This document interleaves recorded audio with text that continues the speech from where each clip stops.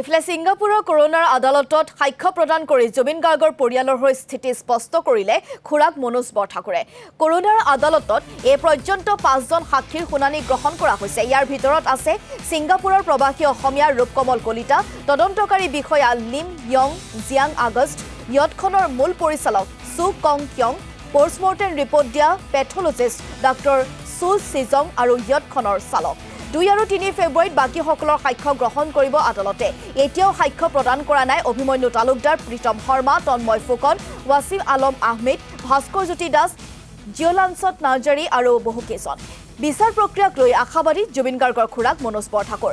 জুবিন গাৰ্গে ন্যায় লাভ কৰিব, ন্যায় প্ৰক্ৰিয়াত কিছু পলম হ'ব পাৰে, কিন্তু ন্যায় পাব বুলি আশাবাদী মনোজ বৰঠাকুৰ। ছিংগাপুৰত জুবিন গাৰ্গৰ মৃত্যুৰ সময়ৰ সকলো ভিডিঅ' আদালতে বিচাৰিছে বুলি মন্তব্য প্ৰকাশ। চিজাৰ থকা বুলি জানিও জুবিন গাৰ্গক সাগৰত সাঁতুৰিবলৈ কিয় লৈ যোৱা হৈছিল তাৰ উত্তৰ লাগিবই বুলি মন্তব্য খুৰাক মনোজ বৰঠাকুৰৰ। SIT আৰু ছিংগাপুৰ আৰক্ষীৰ মাজত যোগাযোগ ৰক্ষা কৰি বৰ্তমান ছিংগাপুৰ আৰক্ষীয়ে তদন্ত চলাই আছে বুলি সদৰি কৰিছে সংবাদ মাধ্যমৰ সন্মুখত। ছিংগাপুৰৰ পৰা আহি শিৱসাগৰত মনোজ কুমাৰ বৰঠাকুৰৰ প্ৰতিক্ৰিয়া। আদালতত লিখিতভাৱে তথ্য প্ৰদান মনোজ বৰঠাকুৰৰ। জুবিন গাৰ্গৰ মৃত্যুত পৰিয়ালৰ প্ৰতি সহানুভূতি প্ৰকাশ কৰোনাৰ আদালতৰ ন্যায়াধীশগৰাকীৰ। উল্লেখযোগ্য যে ছিংগাপুৰৰ আদালতত উপস্থিত আছিল মনোজ বৰঠাকুৰৰ সৈতে ৰাহুল গৌতম শৰ্মা।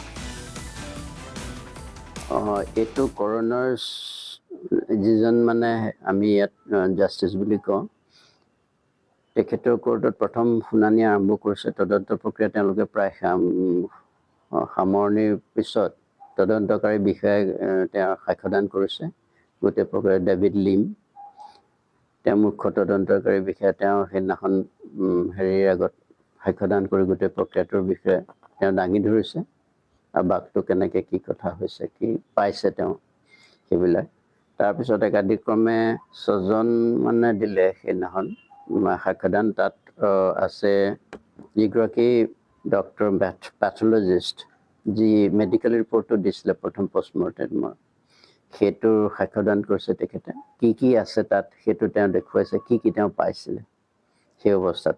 তেওঁ সেইটো দাঙি ধৰিছে কোৰ্টৰ আগত। তেওঁ কোৱা নাই যে এইটো বহুত বেছি আছিল বা কিবা কিবি, সেইবোৰ মন্তব্য তেওঁৰ ৰিপৰ্টটো দাঙি ধৰিছে। আৰু তাৰপিছত আহিলে সেই চালকজন, য়টখনৰ মূল চালকজনে তেওঁ দিছে। তেওঁ গোটেই ঘটনাটো প্ৰথমৰ পৰা কৰি আহিছে, কেনেকৈ বুক হৈছিলে, বুক কৰিছে তেওঁলোকৰ ৱেবছাইটৰ যোগেদি বুক কৰি এছাম এছ'চিয়েশ্যনৰ ল'ৰাবোৰে।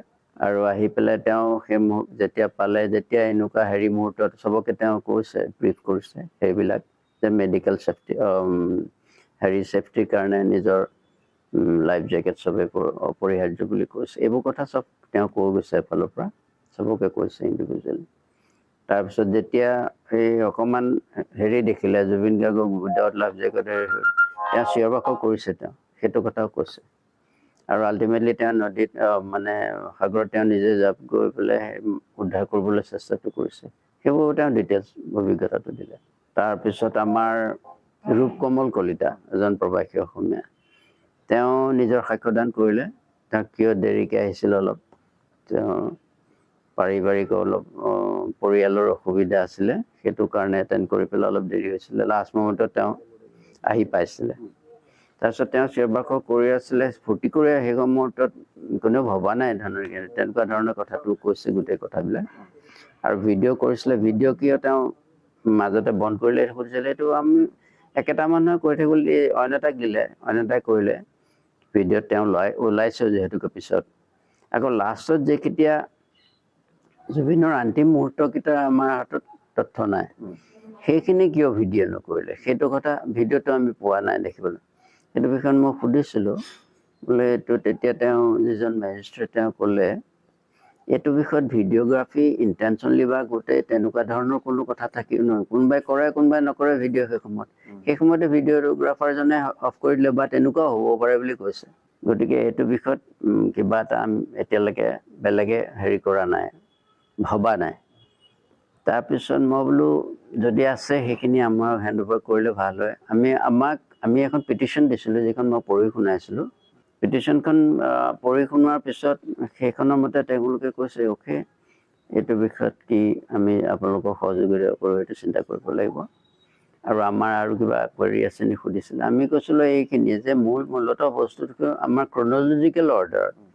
ঘটনাটো একাদিক্ৰমে প্ৰথম মন্দিৰ ফ্ৰম ডে 1 টু ডে 3 কি হৈছিলে আমাক ডিটেইল এটা ডিছক্ৰিপশ্যন এটা আমি বিচাৰিছোঁ পৰিয়ালবৰ্গৰ। তাৰপিছত সেই ভিডিঅ'গ্ৰাফবিলাক যিবিলাক আছে, যিবিলাক সেইখিনি আমাক দিব পাৰিলে ভাল হয়। তাৰপিছত আৰু তেওঁলোকৰ আমি বিচাৰিছোঁ যে যিবিলাক মানুহ ইনভলভ আছিলে তেওঁলোকৰ গভৰ্ণমেণ্টে সেই সকলোখিনিক মানে পুংখানুপুংখভাৱে এটা তদন্তৰ আঁতৰলৈ আনি পেলাই কৰিব লাগে, যিটো আমি বিচাৰিছোঁ। কিমানজন মানুহক তাতে সিদিনা আৰু 20 জন মান আছে বুলি মই গম পাইছোঁ। সেইটো মই একজেক্টলি ক'ব নোৱাৰোঁ। বহুতে কৈছে 37 নে 36 মেম্বাৰ্ছক তেওঁলোকে ইণ্টাৰোগেট কৰিছে আৰু যিসকলক কোৰ্টলৈ অনা হ'ব। এনে February 2 আৰু 3 দুইটা দিনতে আছে আকৌ নেক্সট হিয়াৰিং দিছে। গতিকে সেইদিনাখনো পৰিয়ালৰ মানুহ কোনোবা উপস্থিত থাকিব পাৰিলে ভাল হ'ব। তেওঁলোকে কৰিছে আৰু বাৰে বাৰে মানে কৰণাৰজনে কৈছে যে আমি আপোনালোকৰ দুখৰ সমভাগী হৈছোঁ এই ক্ষেত্ৰত। এক্সট্ৰিমলি আমি মানে সেইটো কথা জনাবলৈ কনভে কৰিবলৈ কৈছে। এনেকৈ খুব পৰিৱেশত হেৰিটো চলিছে দেই, তেওঁলোকে বহুত চিৰিয়াছ।